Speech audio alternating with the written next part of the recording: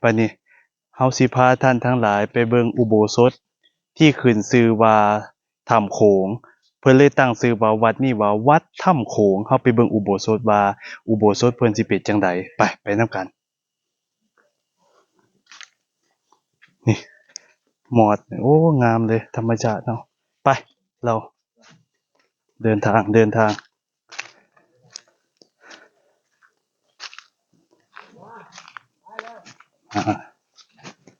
ซึ่งทางนี้มันเป็นทางลัดคันสิลงทางบันไดน่ะก็ได้อยู่แต่ว่ามันไกลแต่ทางนี้เป็นทางลัดทางเนี่ยก็เลยสิพาท่านมาทางนี้ฝนบ่ตกหลายมื้อแล้วน้ำตกก็เลยบ่ค่อยมีปานใดแต่ว่าคันฝนตกแห้งๆนี่น้ำตกสิออกมันสิไหลลงลงแห้งๆเลยกล้องจับได้บ่จับได้อยู่ดอกกล้องนั่นล่ะฝนสิตกลงแห้งๆเลยนี่ไปมาเบิ่งทางพี่เฮานี่มองนี่ก็อีกมุมหนึ่งที่เป็นถ้ำที่พ่อแม่ครูบาอาจารย์เพิ่นบำเพ็ญเพียรภาวนาคันช่วงฝนแห้งๆน้ำมันสิลงมาจากนี่ลงมาจากเขาอยู่ภูงัวนี่ไหลลงมาไปแต่ว่าคันมาช่วงนี้นี่ต้องระมัดระวังโดยเฉพาะขณะที่เดินทางมานำนี่ต้องระมัดระวังอย่างดีเด้เพราะว่าหม้องทางลัดนี่มันเป็นทางมืนเด้คันมืนแล้วตกลงไปนี่มันสิไหลลงไปในเหวลึกๆพุ่นได้เนี่ยหม้องเนี่ยคันตกลงไปหม้องนี้เนี่ยหม้องนี้อันตรายต้องดอกยางดีเติบหนึงมันสิมื่นขี้ไข่น้ำมีหอยงูบางอย่างมันสิมื่นขี้ไข่น้ำมือกล้องระวังเด้อเบิ่งดีๆเด้อมามาระวังมาได้บ่ได้โอ้ดอกไม้งามขนาดดอกไม้ไปอึบทางสิสั้นแน่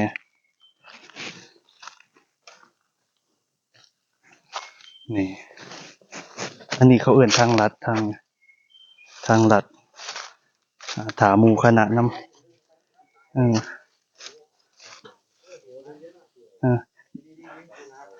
หลวงปู่ระวังมือเด้อ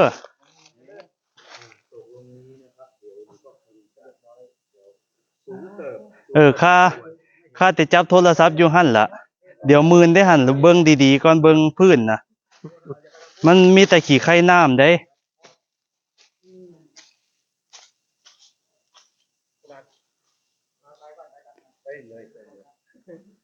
ได้อยู่บ่เอาเกือบบุดยังพื้นดีอยู่ดอก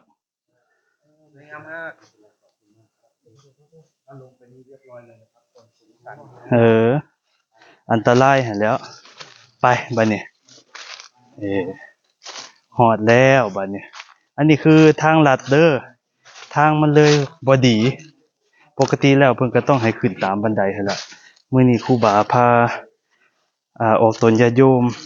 ลัดนี่แหละเขาเอิ้นว่าอุโบสถวัดถ้ำโขงที่ขึ้นชื่อว่าถ้ำโขงเนี่ยนี่เฮาถ่ายเบิ่งบรรยากาศในทางเทิงแน่นี่ที่พ่อแม่ครูบาอาจารย์เพิ่นใช้ในการทำสังฆกรรมทุกอย่างเลยในนี่ที่ขึ้นชื่อว่าวัดถ้ำโขงก็ย้อนเป็นถ้ำโถงใหญ่คือมันโขงลงไปก็เลยงามศรัทธาญาติโยมทั้งหลายซึ่งบ่มีผู้ใดมาเฮ็ดเองเนี่ยมันเป็นตามธรรมชาติแล้วเพิ่นเอาพระพุทธรูปมาตั้งเฮ็ดเป็นอุโบสถสวดสมมุติขึ้นมาศรัทธาญาติโยมทั้งหลายบรรยากาศหม้องนี้ก็คักฝนตกก็บ่เปียกหม้องนี้มันเป็นโถงถ้ำใหญ่เลย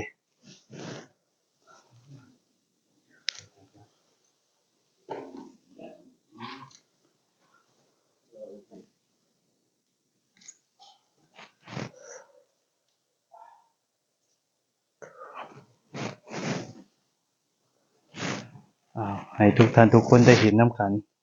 ในพื้นที่บรรยากาศอารมณ์เย็นงามสงบสถานที่นี่ล่ะคือภู ภูงัวดินแดนที่พ่อแม่ครูบาอาจารย์เพิ่นพักบำเพ็ญเพียรภาวนาในสถานที่แห่งนี้นี่อันนี้ก็เป็นรูปปั้นหลวงปู่คำสิงห์พ่อแม่ครูบาอาจารย์ต่างๆนี่ก็เต้นเพิ่นสถานที่นี้สวยงามมากศรัทธาญาติโยมทั้งหลาย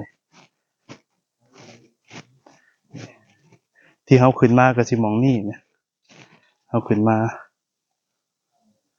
ซึ่งมันเป็นทางบ่ดีปานใดเพราะว่าเฮาใช้ทางลัดปกติแล้วก็ต้องย่างตามบันไดมันมีบันไดขึ้นมาอยู่นี่พืชพันธุ์ธัญญาหารนี่งามเลยล่ะออกตนญาติโยมทั้งหลายนี่ห้ามทิ้งขยะบริเวณนี้เด้อดีแล้วเพิ่นซอยกันรักษาความสะอาดแล้วก็ย่างไปอีกจักหน่อยก็สิเป็นกุฏิบัดนี้ฮะใช่ไหมไปจะเป็นกุฏินะครับผม ฮะ จะรอดถ้ำไปนะครับ รอทำไปบ่ไปหลวงพี่นำเลยซะไม่ได้ไปใส่รองเท้าเลยบ่ผมก็ไม่ได้ใส่มาไปไหวไหมมือกล้องบ่ได้ใส่เกือบ ได้ครับ คือไปเอาเกือบก่อน เอาเกือบไปก็ได้ ไปสั่นเอาปิดไว้ก่อนสั่น